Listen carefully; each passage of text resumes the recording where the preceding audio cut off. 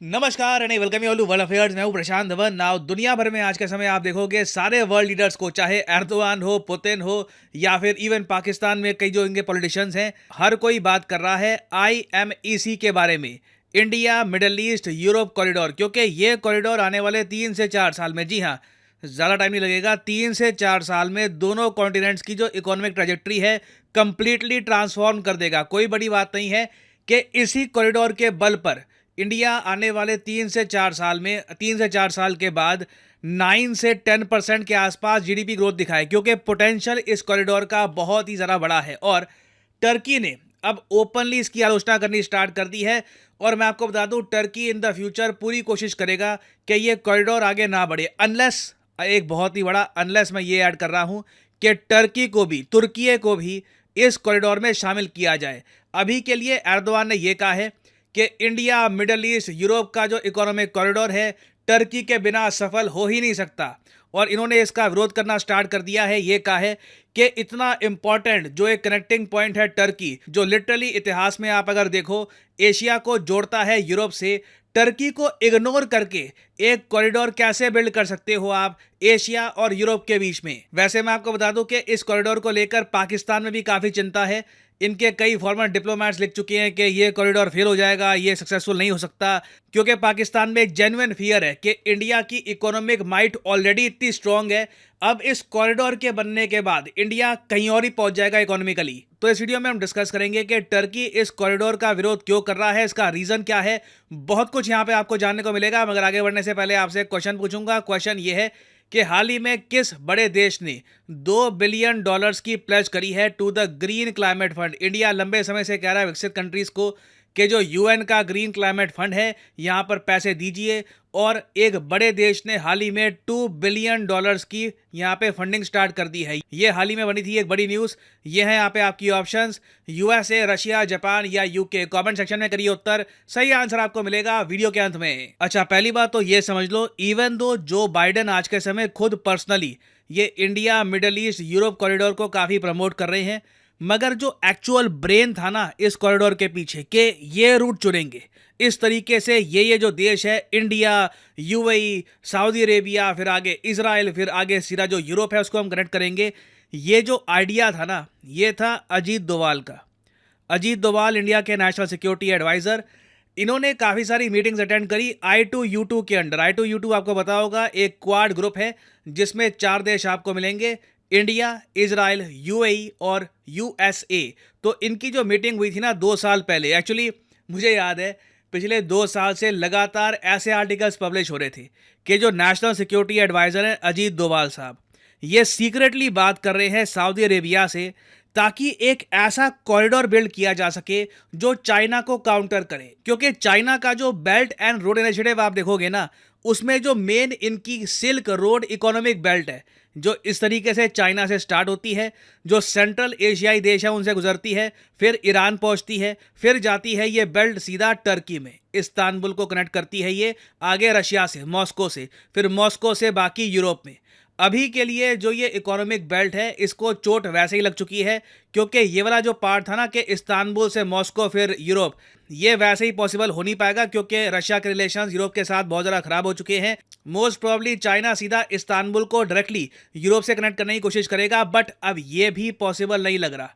Reason इसका यही है कि जो India middle east Europe corridor है ना, वो इतना सिंपल और इतना इफेक्टिव है कि टर्की की आपको ज़रूरत ही नहीं है। टर्की को बिल्कुल आप इग्नोर करके आगे कनेक्ट कर सकते हो सीधा इंडिया को यूरोप से। और साफ लग रहा है कि इस प्लान के पीछे ना अजीत डोवाल साहब का माइंड होगा कि टर्की को बिल्कुल हम इक्वेशन से निकाल देते हैं। जो काम हिस्टोरिकली टर्की किया करता था, अब वो काम इजराइल करेगा।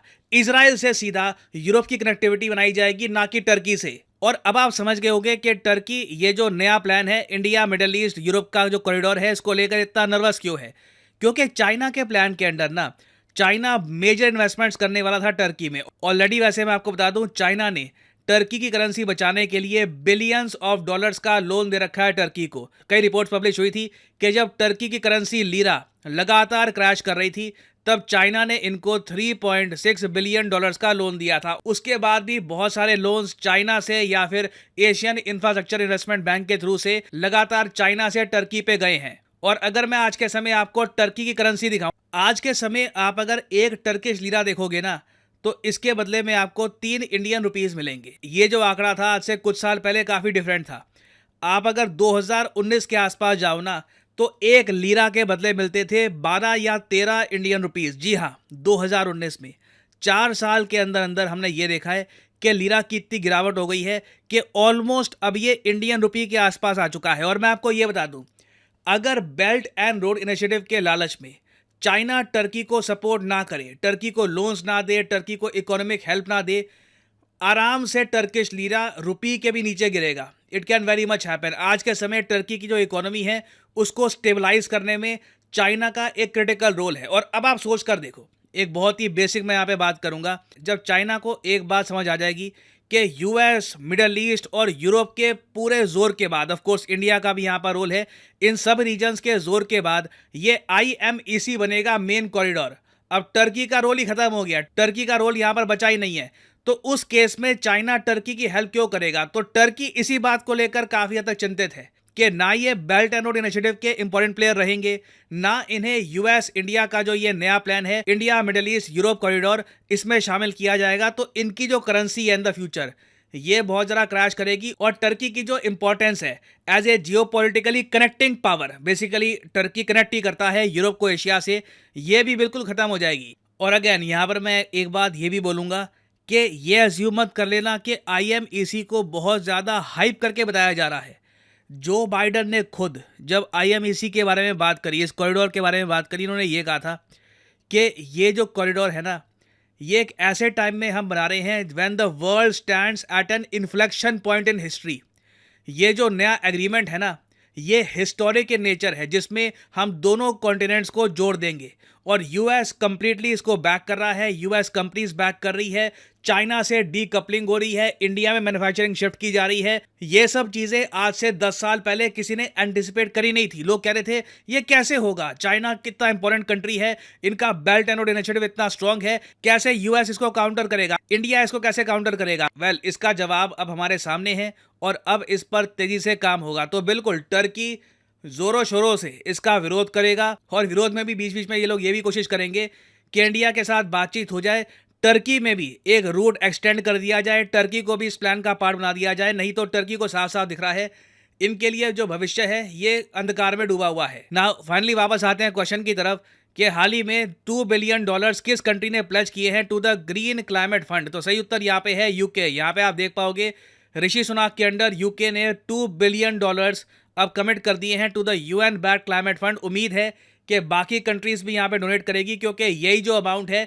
बाद में डेवलपिंग कंट्रीज को मिलेगा ताकि वो क्लाइमेट चेंज से लड़ पाएं। और फाइनली यहाँ पर मैं ये भी ऐड कर दूं कि आप किसी भी एग्जाम की तैयारी कर रहे हैं, चाहे SSC, UPSC, बैंक, आप परचेज कर सकते हैं अनअकैडमी के quality courses.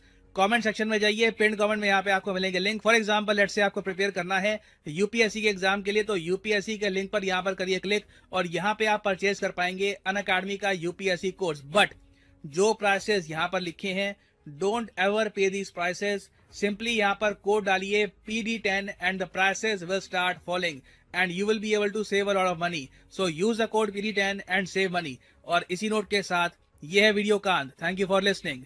May the gods watch over you.